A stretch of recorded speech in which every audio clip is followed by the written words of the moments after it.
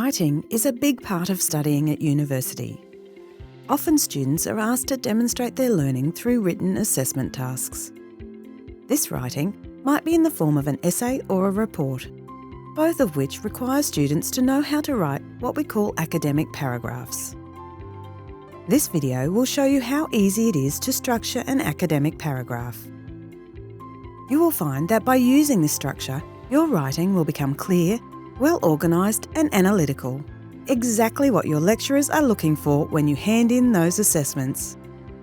A paragraph is made up of 5 parts: a topic sentence, an explanation of the topic sentence, sentences containing evidence to support what your topic sentence is about, an analysis of the evidence, and lastly, a linking sentence.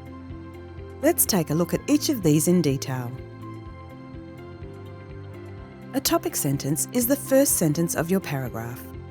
This is important because what you say in this sentence tells the reader what the paragraph will be about. A topic sentence needs to state what the key point is, but also stay broad and not give too much detail. It might be useful to think of your topic sentence as a bit like a road sign. You give the key information, such as this sign showing us the way to Burke and the name of the highway. But you don't give any of the minor details, such as the distance, the condition of the road, the traffic, and so on. Your topic sentence is a bit like this, broad and signalling the topic, but leaving the details to later sentences in the paragraph. Once you have your topic sentence, the next sentence is the explanation of the topic sentence. This is where you provide greater detail about the key point you are focusing upon, mainly to give some context or direction to where the information in the paragraph is going to go. We then move to the middle of our paragraph. The evidence in this part comes from other published sources of information and is a selection of facts you have chosen which supports the argument contained in your key point. This evidence is written into your own sentences, using your own words. We call this paraphrasing, and it is essential to paraphrase the evidence because when you do this, you are demonstrating that you really understand the argument your paragraph is following. Remember that writing for assessment tasks is your opportunity to show off your skills. This part of your paragraph should be made up of several sentences because you want to provide a range of evidence which will support your overall argument or key point within the paragraph. Once you have provided good quality evidence, it is important to do something with it. It is here that your ability to provide some analysis of the evidence is crucial to writing strong paragraphs. This is where you analyse and comment upon the evidence. Look at the strengths and weaknesses and make evaluative and/or comparative comments about how the evidence relates to the key point.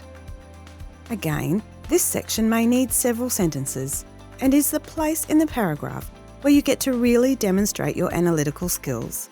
Make them work hard for you here. Your final sentence is what we call the linking sentence. This is where you get to summarise the key point of the paragraph and link this paragraph to the overall argument of the piece that you are writing. This linking back is a good reminder to the reader of your work, so make sure you make your sentence here strong and clear. Now that we have an idea of each of the parts of a paragraph, let's take a look at an example. This paragraph is about global responses to climate change and how difficult it has been to reach some kind of agreement on which countries should take responsibility. Let's look closely at the paragraph and identify the structure, made up of the 5 parts already discussed in this video. We will also be able to see the overall direction of the argument contained within this paragraph. Remember that the first sentence is the topic sentence. This sentence has a job to do: signal the topic of the paragraph while keeping it broad.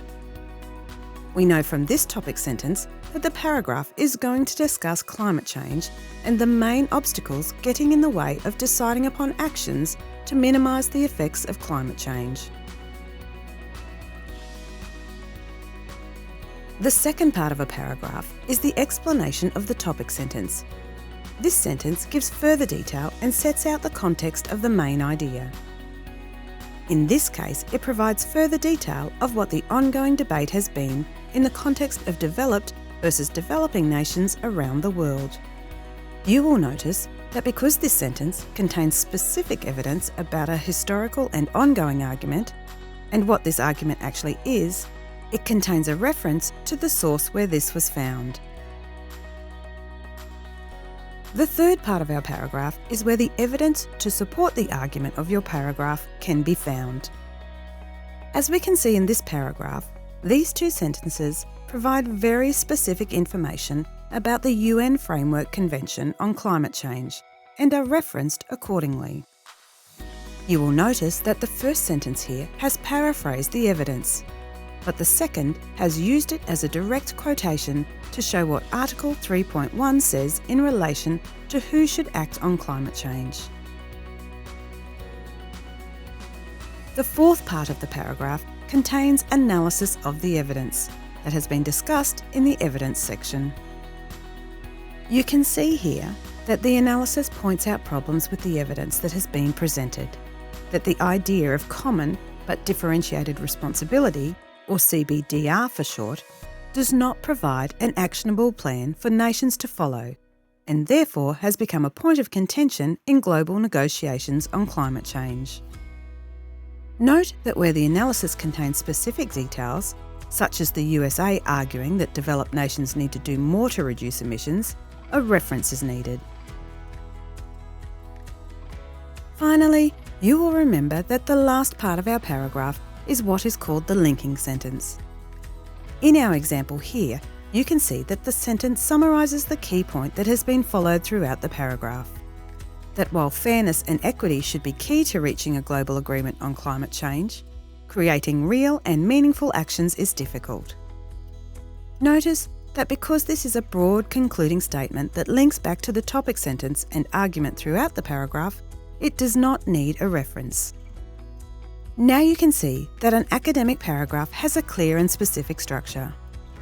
Once you master this structure, your paragraphs will really start to work hard for you. Keep in mind that your written assessments are the way you get to demonstrate your skills as a student, so give it a go. And remember, the Academic Skills Office has lots of resources to assist you with your writing, so make sure you take a look.